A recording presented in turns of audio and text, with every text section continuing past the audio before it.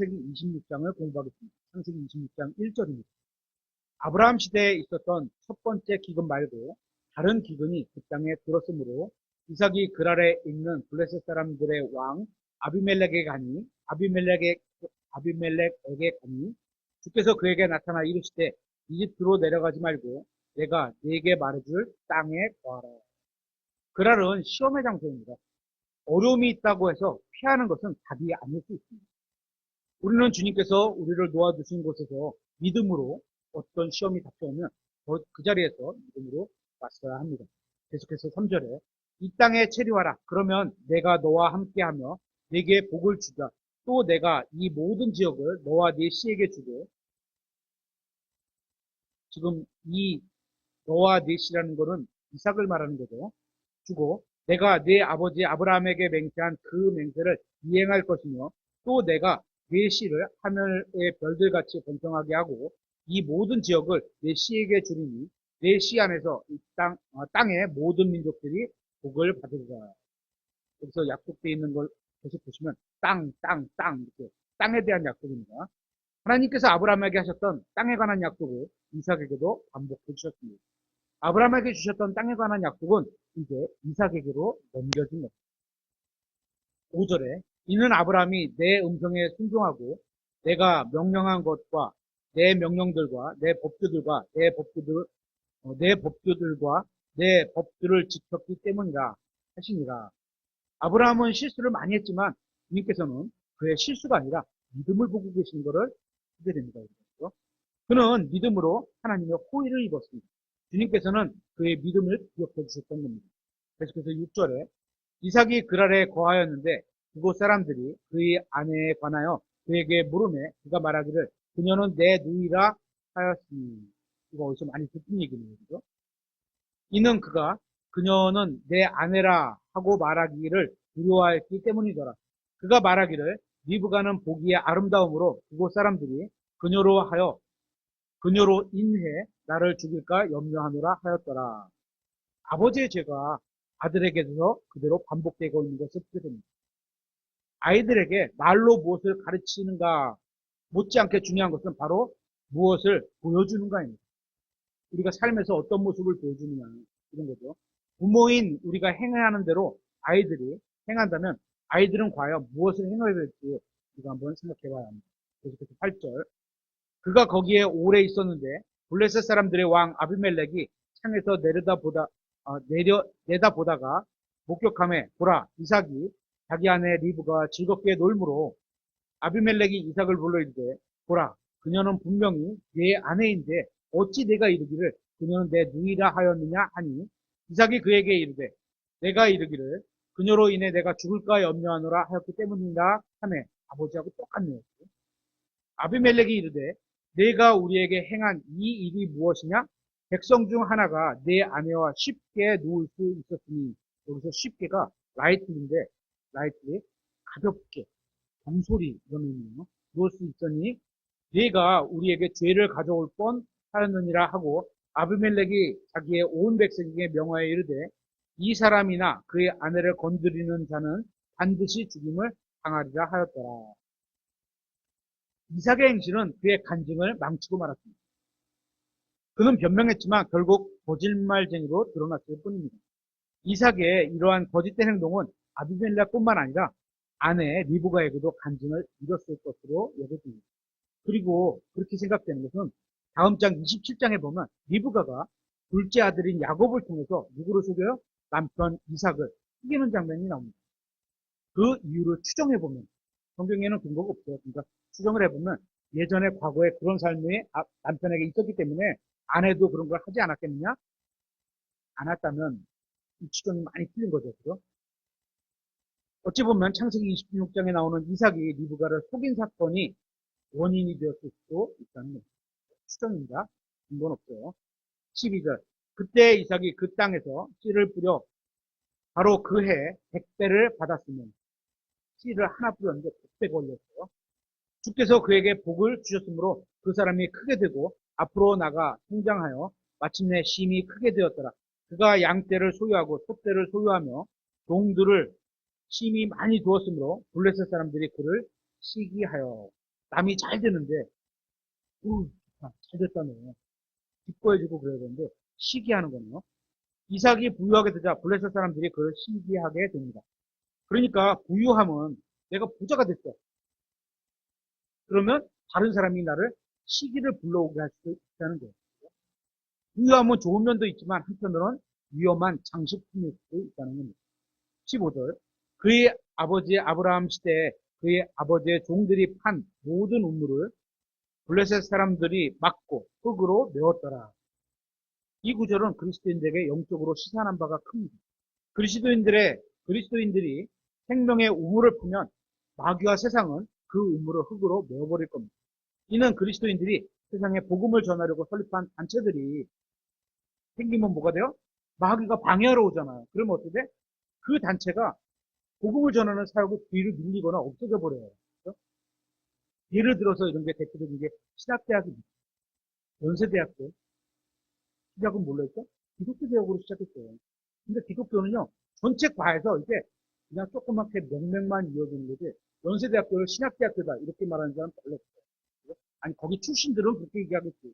신학과 출신들은. 근데 전체를 놓고 이게 신학대학이다, 이렇게 말하는 그런 사람들은 많지 않죠.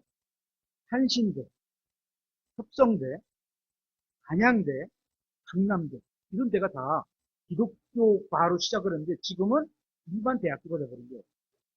이런 많은 대학들이 원래 복음을 전하고 성경을 가르칠 목적으로 또 목사를 양성하기 위한 기관이었지만 오늘날은 원래의 목적이 거의 보이지 않게 변해버렸습니다. 요즘 교회로 말하면 이런 예배가 되겠죠. 말씀 중심에서 어떻게 음악 예배나 콘서트 예배로 바꿔버리는 거예요. 하나님께서 크게 여기시고 높이시는 게 뭐야? 자신의 말씀인데, 그럼 우리도 그렇게 되고, 그죠? 근데 그거는 오래지고, 설교는 20분으로 줄고, 찬양은 40분이 늘어나고, 균형이 안 맞는 거예요. 이게 더 크고, 그거보다 작아야 되는 거예요. 60대, 40대든지 이래야 되는데, 이 모든 배교의 원인은 어떤 데서 온 거예요? 돈을 사랑하는 인간의 부패한 마음에서 오는 겁니다. 뭐가 더 중요하냐는 거죠. 사람들을 즐겁게 하는 게 중요하냐, 하나님을 즐겁게 하는 게 중요하냐. 또 하나님을 사랑하는 첫째 계명을 뭘로 바꿔요? 둘째 계명, 이웃을 사랑하는 거랑 바꿔버리는 거예요. 우선순위로. 첫째가 뭐예요? 하나님을 사랑하는 거예요. 둘째는 뭐예요? 이웃을 사랑하는 거예요. 근데 순서를 바꾸면 이웃을 사랑하는 것을 첫째로 두고 하나님을 둘째로 사랑하면 되죠. 안 되는 거죠. 그렇죠? 그렇게 대체해버렸기 때문인 겁니다. 계속해서 16절. 아비멜렉이 이삭에게 이르되 너는 우리보다 훨씬 강력하니 우리에게서 떠나가라 하며, 블레셋인들은 이삭과 함께 하기를 원하지 않았습니다. 그래서 이삭에게 떠나달라고 제안을 합니다. 마찬가지로 세상 사람들은 참되게 살려는 그리스도인들과 함께하는 것을 불편하게 생각합니다. 그죠? 옳은 일을 하면, 그죠? 장부에 거짓되어 있는 것을 옳게 말하면 그 사람은 쫓아내버리려고 한단 말이죠. 그죠? 세상은 하나님이나 교회나 성경이나 그리스도인들을 불편하게 여깁니다. 이들이 떠나버리고 사라져버리기를 원합니다.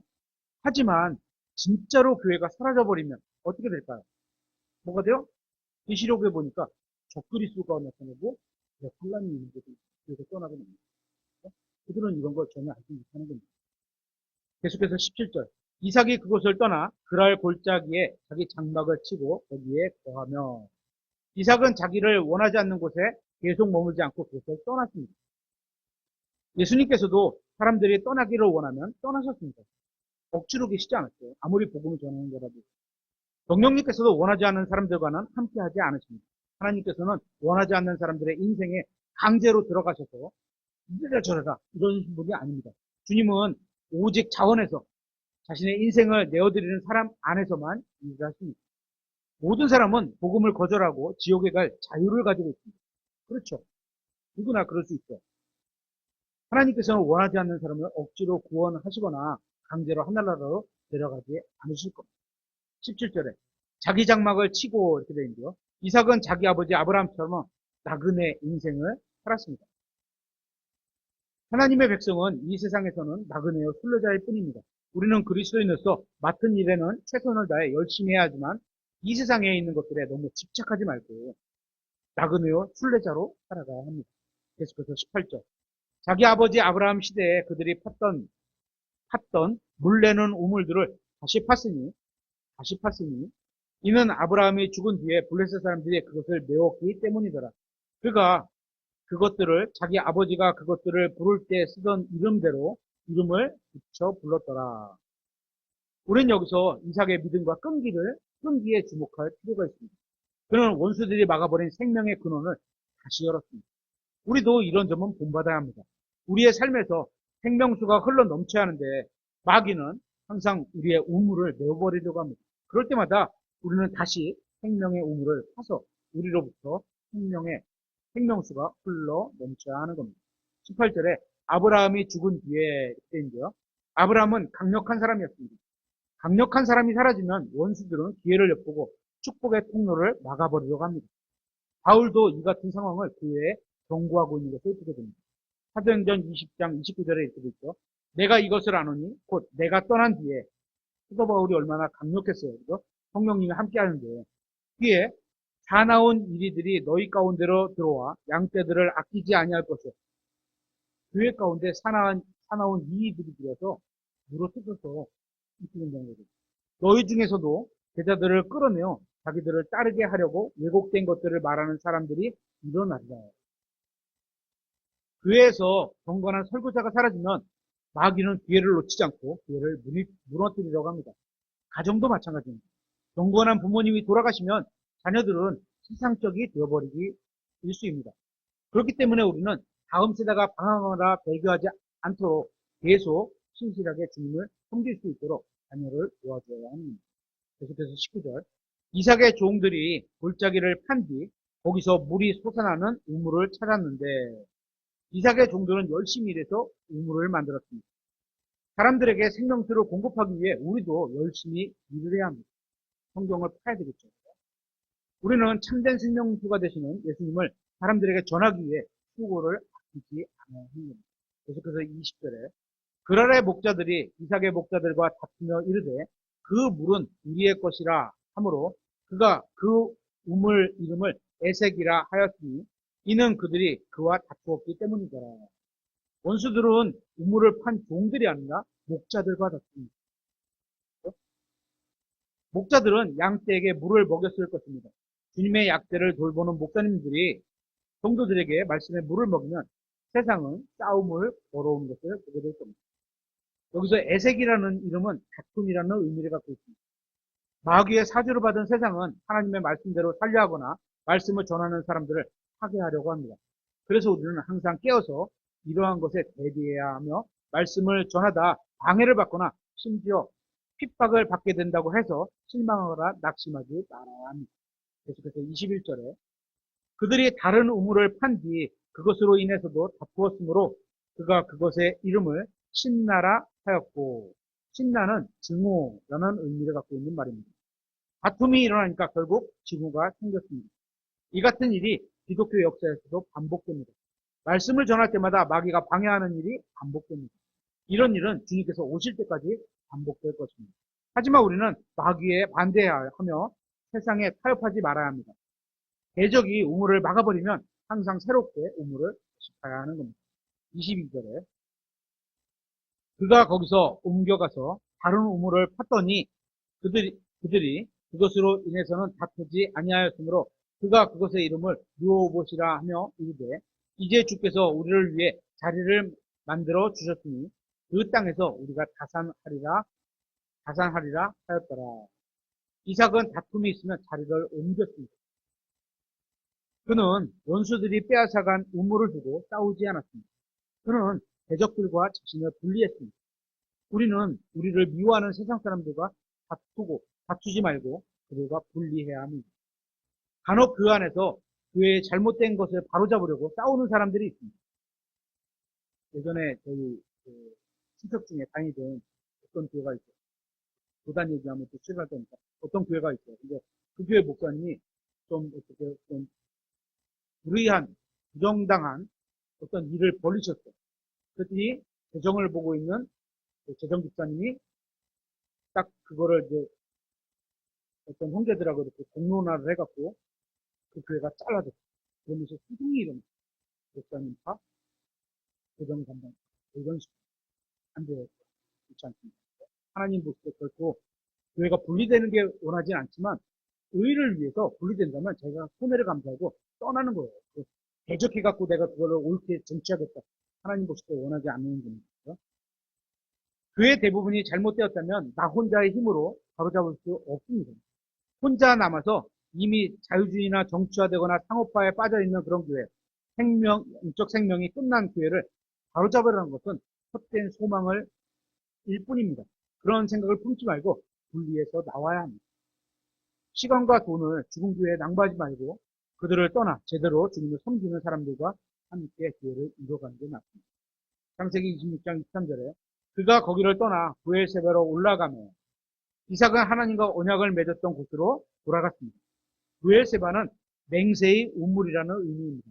그는 세상과 분리된 삶을 살았고 그 결과 하나님의 축복을 받았습니다. 그러자 다시 하나님 앞에 나아가 헌신하기 위해서 브엘세바로 갔던 겁니다. 24절 바로 그 밤에 주께서 그에게 나타나 이르시되 나는 내 아버지 아브라함의 하나님이니 두려워하지 말라. 내 종 아브라함으로 인해 내가 너와 함께하며 네게 복을 주어 네 씨를 번성하게 하리라 하셨으므로 이삭이 하나님 앞으로 나오자 하나님께서는 그를 만나 주셨습니다. 하나님께서는 이삭에게 약속을 다시 상기시켜 주셨고 격려해 주셨으며 왜 약속을 지킬 것인지 왜 지키죠? 아브라함으로 인해 지킬 것인지 이유를 알려주셨습니다.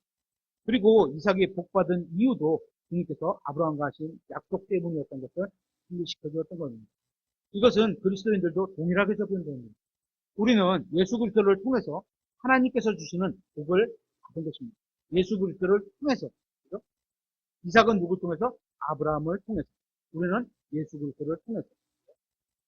22절에 두려워하지 말라 내가 너와 함께하며 이렇게 말씀하셨는데 하나님께서 함께 하시기 때문에 두려워할 필요가 없습니다.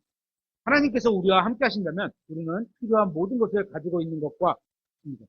진정으로 주님을 신뢰하고 성경을 믿는다면 아무것도 두려워할 이유가 없습니다. 24절에 네게 복을 주어 네 씨를 번성하게 하리라 말씀하고 있죠. 하나님께서 임하시면 항상 복이 함께 합니다. 이 구약시대에는 어떤 복이요? 물리적인 땅에 대한 축복이었고 우리에게는 하늘에 대한 영적인 복이 되어진 거죠. 하나님께서 함께 하시는 곳은 항상 성장해 나갈 것입니다. 다만 이러한 성장이 항상 이 세상의 물리적인 성장을 의미하는 것은 아닙니다. 25절에 그가 거기에 제단을 쌓고 주의 이름을 부르며 거기에 자기 장막을 쳤더니 이삭의 종들이 거기서 우물을 팠더라. 여기 보면 이삭이 네 가지 행동하는 것이 나오는데 이 네 가지를 모두 우리의 영적 생활에 적용할 수 있는 것들입니다. 어떤 거죠? 첫째는 그는 제단을 쌓았습니다. 제단을 쌓았습니다. 뭐 이렇게 어떤 잔을 갖다 지금 우리로 말하면 어떤 뭐 예배당을 짓고 뭐 집 앞에다 뭐 쌓고 이런 거 아니에요. 그죠? 무릎 꿇고 자기가 엎드려서 하나님 앞에 놓는 장소가 제단이 되는 거예요, 우리는. 제단은 헌신과 희생을 의미합니다. 우리는 주님을 마음속으로 거룩하게 구별해야 합니다. 또한 우리의 몸을 살아있는 희생물로 주님께 드려야 합니다. 찬양의 희생도 계속 드려야 합니다. 재정적인 희생물도 드려야 합니다. 이러한 희생을 하나님께서는 매우 기뻐하십니다. 히브리서 13장 16절에 있죠. 더욱이 선을 행하는 것과 나누어주는 것을 잊지 말라. 하나님께서는 이 같은 희생을 매우 기뻐하시는구나. 착한 일 하는 것과 나누어 주는 것. 이거 줄 때 그냥 내가 준 게 아니고 나를 통해서 하나님이 내게 주신 것을 나를 통해서 누굴 줄 때는 하나님께서 주시는 걸로 이렇게 되어야 되는 거죠. 둘째, 이삭은 주님의 이름을 불렀습니다. 주님의 이름을 불렀다는 건 뭐예요? 주님을 믿었다는 얘기죠. 우리도 주님의 이름을 부르며 주님 앞에 나아가 주님과 교제를 나누어야 하는 겁니다. 셋째, 이삭은 장막을 쳤습니다.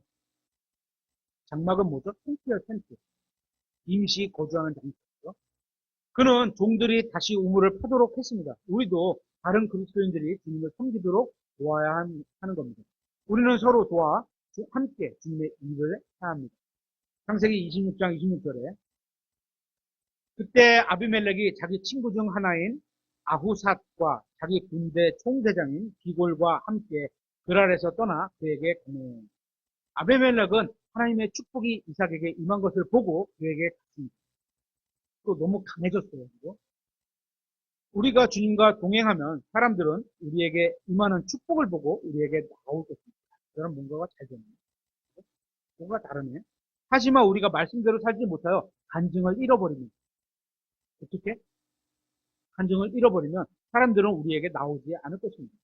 아비멜렉은 자신이 하는 일이 중요하다고 생각했기 때문에 친구와 군대의 총대장을 데리고 이삭에게 갔습니다. 계속해서 27절. 이삭이 그들에게 이르되 너희가 나를 미워함으로 나를 내보내어 너희를 떠나게 하였는데 과거에 그랬는데 니네가 미워했잖아. 그래서 나를 나가라고 했잖아. 어찌하여 내게 오느냐 하니 미워했는데 다시 찾아왔어요. 이삭은 그들을 꾸짖었습니다. 미워하면서도 찾아왔다는 것은 합리적이지 못한 행동입니다. 세상이 하나님의 백성을 미워하는 것은 어찌 보면 당연한 일입니다. 요한일서 3장 3절 한번 찾아보겠습니다. 요한일서 3장 3절.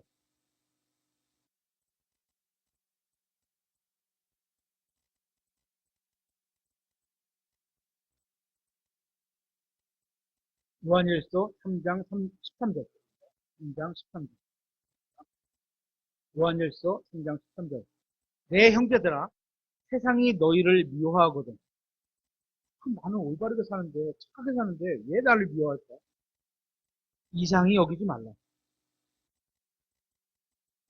세상이 우리를 미워하는 건 정상적이라는 거예요. 세상이 그리스도인을 미워하는 이유는 왜 미워해요? 세상이 예수 그리스도를 미워하기 때문입니다. 요한복음 15장 18절에 세상이 너희를 미워하면 그것이 너희를 미워하기 전에 나를 미워하였음을, 예수 그리스도를 미워하였음을 너희가 아느니라. 예수님을 미워하기 때문에 예수님 안에 있는 사람, 예수님 믿는 사람을 미워한다. 예수님을 미워한 세상이 예수님 믿고 따르는 사람을 미워하는 것은 당연한 일입니다. 계속해서 창세기 26장 28절에 그들이 이르되 주께서 너와 함께 계심을 우리가 분명히 보았으므로 구약에서는 축복이 뭘로 와요? 물질적인 축복으로 오니까, 물리적인 축복으로 오니까 사람들이 보고서 알 수 있을 거예요. 그래서 많은 교회들에서는 구약을 갖고 계속 우리도 물질적인 축복이 임해야 된다 이렇게 얘기하는데 신약 성경에 그런 약속을 명확하게 한 구절이 없어요. 그죠? 잘 부모 말씀을 부모에게 순종하면 내가 잘 되고 이런 약속은 있지만 그죠? 우리가 말하기를 이제 우리 사이 곧 우리와 너 사이에 맹세가 있어야 하리라. 또 우리가 너와 언약을 맺으리라 하였노라. 아비멜렉은 이삭이 지적한 것을 부인하지 않았습니다. 네가 나를 미워했는데 왜 왔냐? 이런 말을 부인하지 않았어요. 그는 이삭에게 임한 주님의 축복을 보았고 그와 언약을 맺어야겠다고 생각했습니다. 너무 강해졌어요.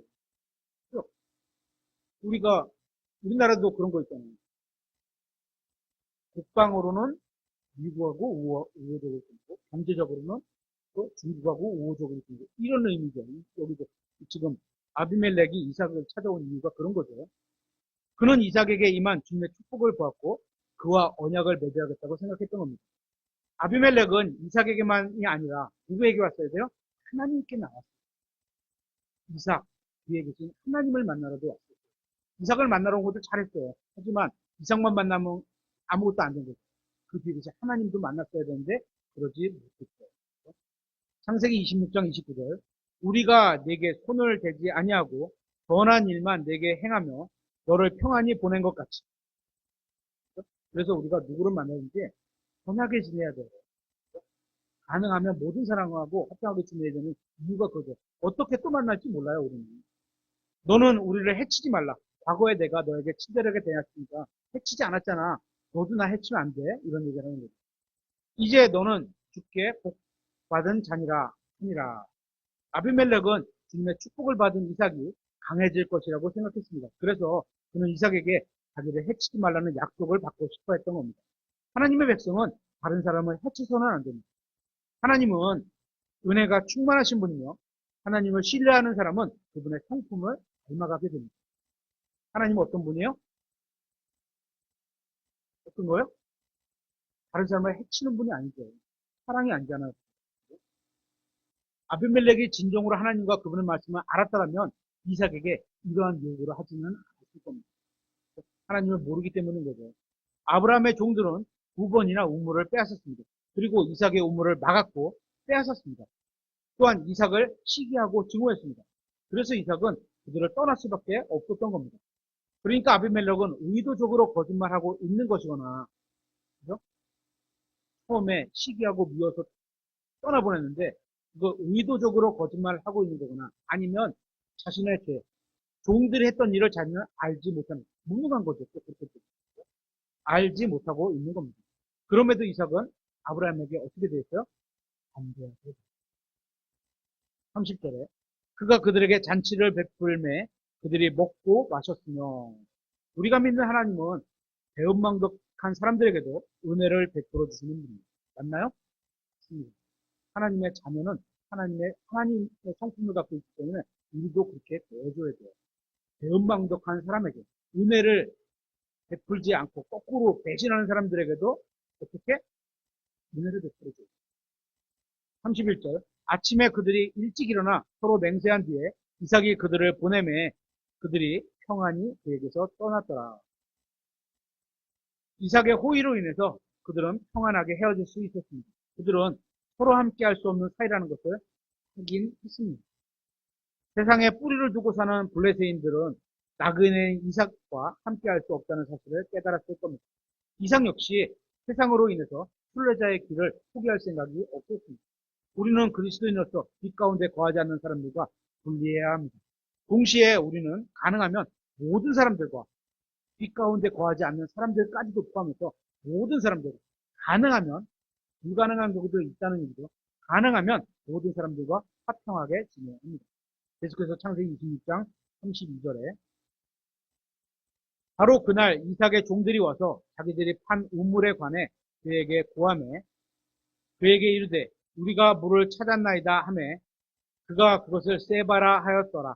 그러므로 그 도시의 이름이 이날까지 부엘 세반이라. 이삭이 세상과 분리한 그날 그는 우물을 다시 발견할 수 있었습니다. 이삭이 다른 사람들에게 관용을 베푸자 하나님께서도 그에게 복을 더해 주셨던 겁니다. 우리가 하나님의 말씀에 따라 다른 사람에게 친절하게 대해주면 주님께서도 우리에게 관용을 베풀어 주실 겁니다. 주님의 말씀에 따라 다른 사람을 섬기는 것이 곧 주님을 섬기는 겁니다. 이웃을 사랑하라고 하셨잖아요. 창세기 26장 34절에 에서가 40세에 헷족속 부리에의 딸 유딧과 헷족속 엘론의 딸 바스맛을 아내로 취하였는데, 에서는 이삭이 결혼했던 40세의 나이에 결혼했습니다.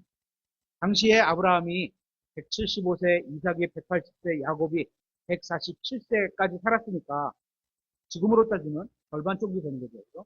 한 60% 되는 거죠. 에서가 결혼한 40대의 나이는 오늘날로 치면 25살쯤 됐을 겁니다. 34절에 헷족속 부리에의 딸 유디 이렇게 되어 있는데요. 헷족속은 가나안의 족속입니다. 아브라함은 자녀들을 이들과 혼인시키고 싶어 하지 않았습니다. 창세기 24장에 보면. 그렇죠? 하지만 에서는 장자권에 관심을 보이지 않았었고 세상에 속한 이방 여인과 결혼함으로 순례자의 길을 포기했던 겁니다. 결혼을 통해서 에서는 세상적인 사람임이 드러나는 겁니다. 34절에 헷족속 엘론의 딸 바스맛을 아내로 취하였는데 에서는 일부 다처주의, 남편은 하나, 아내는 여럿 이렇게 생각했던 것 같습니다. 에서는 영적인 것에는 관심이 없었고 육체의 정욕만을 위해 살았습니다. 돈이 많고요, 시간이 많으면 그냥 막 이 에서뿐만 아니라 우리도 그럴 수도 있어요. 그래서 돈도 하나님을 섬길 만큼 축성이 있는 게 좋고, 너무 가난해서 하나님을 떠나가는 것도 안 되는 거잖아요. 축성이 있는 게 좋고 이런 거죠. 비록 그는 경건한 부모의 자식이었지만, 아브라함의 자식이었지만 그러한 사실도 그가 바른 길을 가도록 지켜주지는 못했습니다. 아브라함도 충분히 가르쳤겠죠, 자녀가. 그죠? 하지만 자녀가 인생을 사는 건 자녀의 선택의 몫이에요. 부모는 잘 가도록 어렸을 때 가르쳐주고 안내해주고 성인이 됐을 때는 조언만 주는 정도밖에 안 됩니다. 그러니까 믿음은 육신의 혈통을 통해 전수되지 않는다는 것을 보여줍니다. 육신의 혈통도요. 우리 흔히 말하는 거, 우리 교회 모태신앙 이런 거, 그죠? 당연히 부모님이 예수님을 믿는 거 좋은 일이죠. 당연히 태어나면서부터 교회를 다녀서 복음을 들을 수 있고 예수님을 들을 수 있는 건 좋은 일이죠. 그죠? 하지만 자녀는 자녀예요. 저도 우리 여기서는 쓰지 않지만 모태신앙이에요. 저도 아버지 어머니가 태어나면서부터 교회를 다녔고 저 태어나면서부터 교회를 계속 다녔어요. 근데 실제로 구원받은 건 30대 초반에 받았고 하지만 그때인 건 아니었어요. 어렸을 때 주일학교 다니면서 들었던 예수님이 어느 순간인가 딱 나에게 기억이 와 계십니다. 그래서 받은 겁니다. 우리가 어렸을 때 많이 아이들에게 예수님을 전해놔야 되는 건 그렇게 쓰실 거라는 거죠. 반드시는 아니지만 저의 예는 그랬었어요. 그래서 당연히 어렸을 때 기회를 통해서 예수님을 듣고 부모를 통해서 예수님을 듣고 이랬던 아이들이 믿음을 청년 때 잠시 믿음을 떠날 수도 있겠지만 그죠? 예수님을 안 믿었을 수도 있지만 언젠가 그 아이들이 성인이 돼서 어려움을 당할 때 아니면 자신에게 구원자가 필요한 거를 딱 인식했을 때는 탁 잡을 수 있는 어떤 그 많은 것이 우리에게 뿌려져 있다는 거죠. 부모가 해줄 수 있는 것은 하나님의 말씀을 가르쳐 주는 겁니다. 그 길을 걷도록 믿음의 유산을 남겨놓는 것 뿐입니다. 믿음을 줄 수는 없어요. 그건 하나님과 자신의 몫이기 때문입니다. 하지만 선택은 언제나 자녀인 본인 몫이 되는 겁니다. 창세기 26장 35절 마지막 절이죠. 그들이 이삭과 리브가에게 마음의 근심거리가 됐어요. 왜 근심거리가 됐어요? 강한 족속의 딸을 아내를 얻었어요. 이게 근심거리가 됩니다. 자녀들의 잘못된 선택으로 인해서 부모는 상처를 받게 됩니다. 은설이가 이 다음에 커서 남편을 구했어요. 은국이가 이 다음에 커서 아내를 구할 때 예수님을 믿는 사람을 구하는 게 부모에게 걱정거리가, 근심거리가 안 된다는 거예요. 삼손의 부모도 같은 문제로 상처를 입었습니다. 사사기 14장에 보면 말이죠. 오늘날 이런 문제는 흔한 문제가 되어버렸습니다. 멀리 없죠. 남 얘기 아니요. 저도 지금 그런 상황, 자녀를 위해서 그 배우자를 위해서 계속 기도하는 거예요. 우리는 너무 늦기 전에 자녀들이 올바른 길로 가도록 인도를 해야 하는 겁니다.